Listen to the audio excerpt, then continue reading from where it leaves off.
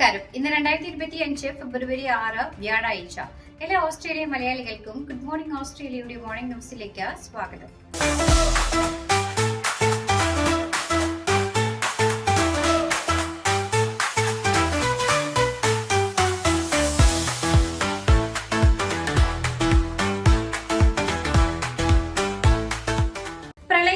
ബാധിതരായ ക്വീൻസ്ലാൻഡിലെ താമസക്കാർക്ക് federal സർക്കാർ കൂടുതൽ ധനസഹായം പ്രഖ്യാപിച്ചു.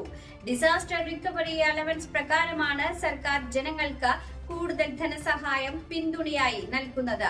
ഇത് പ്രകാരം ബാർഡേക്കിൻ, കാസോവറി കോസ്റ്റ്, ഹിച്ചിൻബ്രൂക്ക്, ടൗൺസ്വില്ലെ, പാം ഐലൻഡ് എന്നിവിടങ്ങളിൽ പ്രകൃതി ദുരന്തം മൂലം വരുമാനമോ ജോലി ചെയ്യുവാനുള്ള കഴിവോ നഷ്ടപ്പെട്ടവർക്ക് 13 ആഴ്ച വരെ വരുമാനം ലഭിക്കാൻ അർഹതയുണ്ട്. ദുരിതബാധിതരായ വ്യക്തികൾക്കും കുടുംബങ്ങൾക്കും സാമ്പത്തിക സഹായം സജീവമാക്കുമെന്നും ഈ വെല്ലുവിളി നിറഞ്ഞ സമയങ്ങളിൽ അവരെ പിന്തുണയ്ക്കുമെന്നും അധിക സഹായം പ്രഖ്യാപിച്ചുകൊണ്ട് മന്ത്രി വ്യക്തമാക്കി. പ്രളയബാധിത പ്രദേശങ്ങളിലേക്ക് അന്തർ സംസ്ഥാനങ്ങളിൽ നിന്ന് 300-ലധികം അടിയന്തര ഉദ്യോഗസ്ഥരെ വിന്യസിക്കും. കൂടാതെ പലചരക്ക് സാധനങ്ങൾ എത്തിക്കുന്നതിന് സൂപ്പർ മാർക്കറ്റുകളുമായി സർക്കാർ ചേർന്ന് പ്രവർത്തിക്കുകയും ചെയ്യും. അതേസമയം വടക്കൻ ക്വീൻസ്ലാൻഡിലെ വെള്ളപ്പൊക്ക ബാധിത പ്രദേശങ്ങളിൽ മഴ തുടരുന്നത് ആശങ്ക ഉയർത്തുന്നുമുണ്ട്. സമ്മർദ്ദത്തിലായ പൊതു ആശുപത്രികൾക്ക് ധനസഹായം നൽകുന്നതിനായി ഫെഡറൽ സർക്കാർ മെഡിക്കെയറിന് $1.7 ബില്യൺ വർധനവ് പ്രഖ്യാപിച്ചു. കാത്തിരിപ്പ് സമയം കുറയ്ക്കുന്നതിനും വെയിറ്റിംഗ് ലിസ്റ്റുകൾ കുറയ്ക്കുന്നതിനും മൊത്തത്തിലുള്ള ഘടനാപരമായ ആരോഗ്യ പരിഷ്കാരങ്ങൾ നൽകുന്നതിനും മെഡിക്കെയർ സംവിധാനം ശക്തിപ്പെടുത്തുന്നതിന് അധിക നിക്ഷേപം നടത്തുമെന്ന് പ്രധാനമന്ത്രി ആന്റണി ആൽബനീസ് പറഞ്ഞു. 2025-26 പൊതു ആശുപത്രികൾക്കും ആരോഗ്യ സേവനങ്ങൾക്കുമുള്ള മൊത്തം കോമൺവെൽത്ത് ധനസഹായം $33.91 ബില്യൺ ഉയർത്തും. 2025 ഫെഡറൽ തെരഞ്ഞെടുപ്പിന് മുന്നോടിയായാണ് പ്രധാനമന്ത്രി ആന്റണി ആൽബനീസിന്റെ പ്രഖ്യാപനം. കരാർ പ്രകാരം നോർത്തേൺ ടെറിട്ടറിക്ക് ഒറ്റത്തവണയായി $51 ബില്യൺ നൽകും. NSWന് $407 മില്യൺ, വിക്ടോറിയയ്ക്ക് $402 മില്യൺ, ക്വീൻസ്ലാൻഡിന് $414 മില്യൺ, വെസ്റ്റേൺ ഓസ്ട്രേലിയയ്ക്ക് $158 മില്യൺ, സൗത്ത് ഓസ്ട്രേലിയയ്ക്ക് $169 മില്യൺ, ടാസ്മാനിയയ്ക്കും ACTയ്ക്കും $50 ദശലക്ഷം എന്നിവ ലഭിക്കും. സാമ്പത്തിക പ്രതിസന്ധി നേരിടുന്ന പസഫിക് രാഷ്ട്രമായ പാപ്പുവ ന്യൂഗിനിയയ്ക്ക് $570 ദശലക്ഷം സാമ്പത്തിക വായ്പ നൽകിയ ഓസ്ട്രേലിയ. കോവിഡ് മഹാമാരിക്ക് ശേഷം PNGയ്ക്കുള്ള മൊത്തം ഓസ്ട്രേലിയൻ സാമ്പത്തിക ബജറ്റ് പിന്തുണ $3.1 ബില്യൺ ഉയർന്നിട്ടുണ്ട്. PNGയുടെ ഏറ്റവും വലിയ ഉഭയകക്ഷി വായ്പാ ദാതാവാണ് നിലവിൽ ഓസ്ട്രേലിയ. 2020 ശേഷം ഓസ്ട്രേലിയ PNGക്ക് നൽകുന്ന 5ാമത്തെ വായ്പയാണിത്.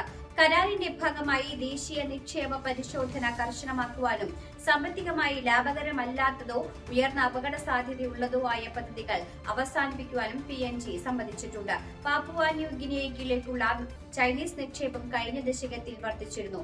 ഇതിന് പിന്നാലെയാണ് നിക്ഷേപ നടപടികളിലേക്കുള്ള പ്രവർത്തനം ഓസ്ട്രേലിയയും വർദ്ധിപ്പിച്ചത്. തീവ്രവാദ കുറ്റകൃത്യങ്ങൾ ചെയ്യുന്നവർക്കും വിദ്വേഷ ചിഹ്നങ്ങൾ പ്രദർശിപ്പിക്കുന്നവർക്കും നിർബന്ധിത മിനിമം ജയിൽ ശിക്ഷ നടപ്പാക്കുന്ന ബിൽ പാർലമെന്റിൽ പാസാക്കാനൊരുങ്ങി ഫെഡറൽ സർക്കാർ. ഇന്നലെ പാർലമെന്റിൽ അവതരിപ്പിച്ച നിയമനിർമ്മാണത്തിലെ ഭേദഗതികൾ ആഭ്യന്തരമന്ത്രി ടോണി ബർഗ് വെളിപ്പെടുത്തി. വിദ്വേഷ പ്രസംഗങ്ങൾക്കെതിരെ രാജ്യത്ത് ഇതുവരെ ഉണ്ടായിട്ടില്ലാത്ത ഏറ്റവും കഠിനമായ നിയമങ്ങളായിരിക്കും നിലവിൽ വരികയെന്നും ബർഗ് പറഞ്ഞു. ഇന്ന് പാർലമെന്റിൽ അംഗങ്ങൾ ബില്ലിന് അനുകൂലമായി വോട്ട് ചെയ്യുകയാണെങ്കിൽ നിയമം പ്രാബല്യത്തിൽ വരും. തീവ്രവാദ കുറ്റങ്ങൾക്ക് 6 വർഷവും തീവ്രവാദത്തിന് ധനസഹായം നൽകിയതിന് 3 വർഷവും വിദ്വേഷ ചിഹ്നങ്ങൾ പ്രദർശിപ്പിച്ചതിന് 1 വർഷവും ഉൾപ്പെടെ നിർബന്ധിത കുറഞ്ഞ ശിക്ഷകളാണ് സർക്കാർ അംഗീകരിച്ചിട്ടുള്ളത്. പെൻഷൻകാരുടെ ജീവിത ചെലവ് 0.1% കുറഞ്ഞുവെന്ന് ഓസ്ട്രേലിയൻ ബ്യൂറോ ഓഫ് സ്റ്റാറ്റിസ്റ്റിക്സിന്റെ ഏറ്റവും പുതിയ കണക്കുകൾ വ്യക്തമാക്കുന്നു. 5 വർഷത്തിനിടെ ആദ്യമായാണ് പ്രായമായ പെൻഷൻകാരുടെയും ഗുണഭോക്താക്കളുടെയും ജീവിത ചെലവ് ഇത്തരത്തിൽ കുറവ് രേഖപ്പെടുത്തുന്നത്. ഗവൺമെന്റ് പേയ്മെന്റുകൾ മാത്രം പ്രധാന വരുമാന സ്രോതസ്സായ കുടുംബങ്ങളുടെ ത്രൈമാസ ജീവിത ചെലവിലുണ്ടായ ആദ്യ ഇടിവാണിത്.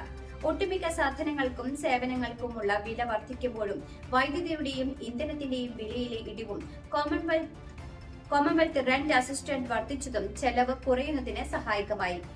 ഫാർമസ്യൂട്ടിക്കൽ ബെനിഫിറ്റ്സ് സ്കീമിൽ ഉൾപ്പെടുന്ന കുടുംബാംഗങ്ങളിൽ മരുന്ന് വാങ്ങുന്നവർക്ക് മികച്ച സാമ്പത്തിക ലാഭം ഉണ്ടായെന്നും റിപ്പോർട്ട് വ്യക്തമാക്കുന്നു.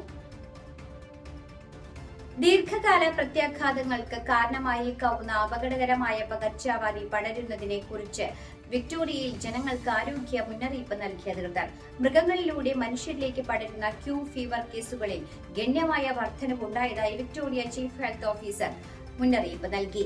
ക്യൂ ഫീവർ ഹൃദ്രോഗം, വിട്ടുമാറാത്ത ക്ഷീണം എന്നിവയുൾപ്പെടെ ദീർഘകാല ആരോഗ്യ സങ്കീർണതകൾക്ക് കാരണമാകും. ഇത് വർഷങ്ങളോളം നീണ്ടു നിൽക്കുമെന്നും മുന്നറിയിപ്പിൽ പറയുന്നു.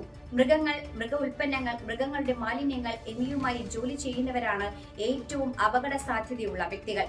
വളർത്തുപൂച്ചകളിൽ നിന്നും നായ്ക്കളിൽ നിന്നും പോലും രോഗം പിടിപെടാം.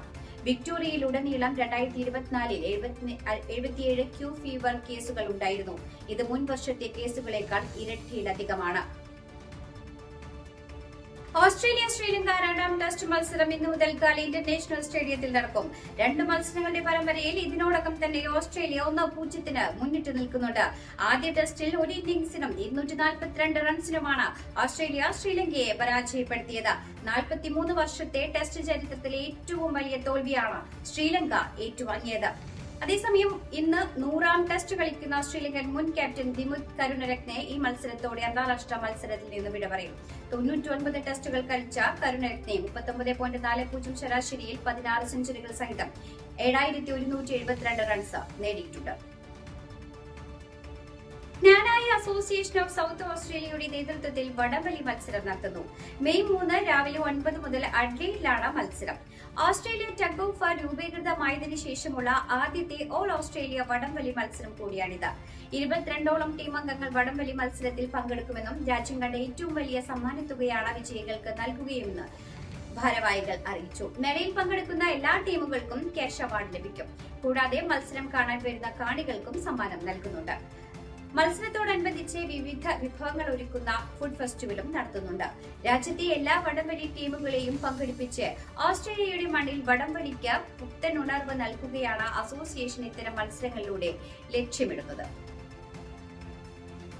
ഇതോടുകൂടി വാർത്താ ബുള്ളറ്റിൻ ഇവിടെ അവസാനിക്കുന്നു. എല്ലാ പ്രേക്ഷകർക്കും നല്ലൊരു ദിനം ആശംസിക്കുന്നു. ഇനി കൂടുതൽ വാർത്തകളുമായി നാളെ കണ്ടുമുട്ടാം. എല്ലാവർക്കും നന്ദി, നമസ്കാരം.